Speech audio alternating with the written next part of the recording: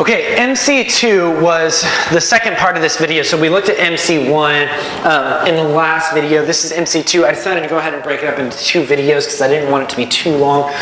So I brought MC2 now to the forefront. So in the last video for MC1, we looked at the time value of money. We wanted to know the present value of a future amount that was already known, and it was a single sum.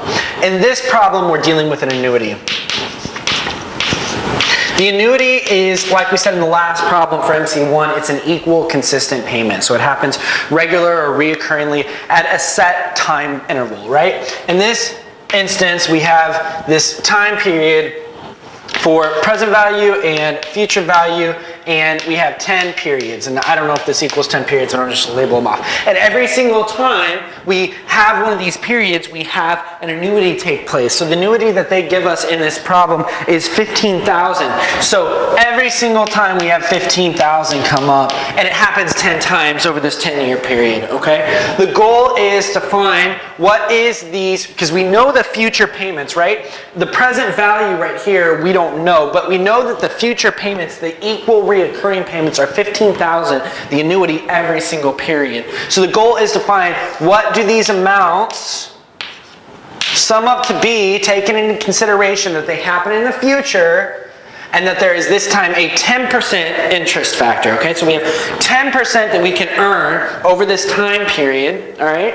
But since we're getting these 15,000s in the future amount, they're not worth the straight 15,000. Instead, we have to do what we call discount them to what the present value is. So notice that we know the future amounts, but we do not know what the present value is, okay?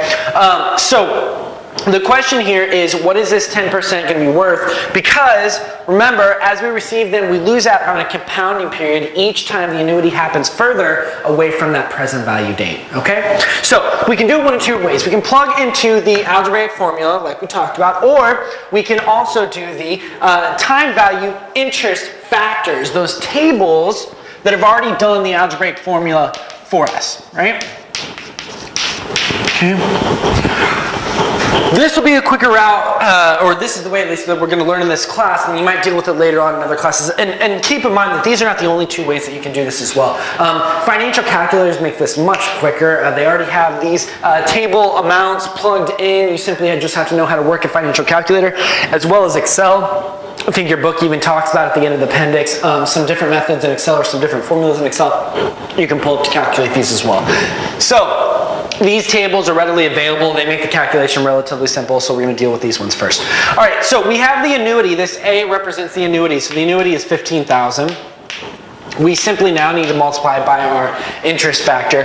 We have 10 periods, 10%, and this time we're using the present value of the annuity, not the single sum. Remember the last problem, it was the single sum. This problem, it's the annuity. So again, flip back to your tables that you have and go to page C17, which is Appendix C, Table C4, and we're going to go 10 periods and 10%. So we should have an interest factor here of 6.1446. And that gives us a total amount here of 92,169. So, like this problem said, the goal that they wanted us to find specifically is what is the present value of 10 equal payments of 15,000 with an interest rate of 10%.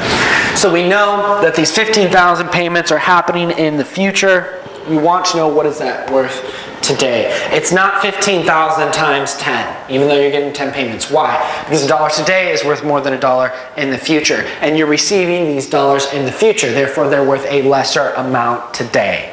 Does that make sense? Okay? If you have any questions about this, we're going to deal with a few more problems.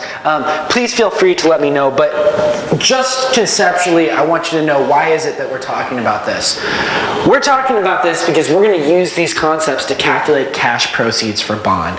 Up until this point, you've been given what the cash proceeds are. You've been told it's 97% of face value or 102% of the face value, right? You've been told what the cash proceeds are. We're going to use the time value of money to actually calculate calculate what the cash proceeds are that you would get for a bond based upon the market rate and based upon the stated rate of the bond, okay? So these are the building blocks for that. And moreover, this is kind of building blocks for other future classes as well. You'll use these concepts in finance, you'll use these concepts in other accounting classes, you'll use these concepts in economics. So these are good building blocks that you'll need to know down the road. And we'll talk about some other tables here in some other future problems. Right now we've dealt with on MC1 the present value of a single sum, and on MC2 the present value of an annuity.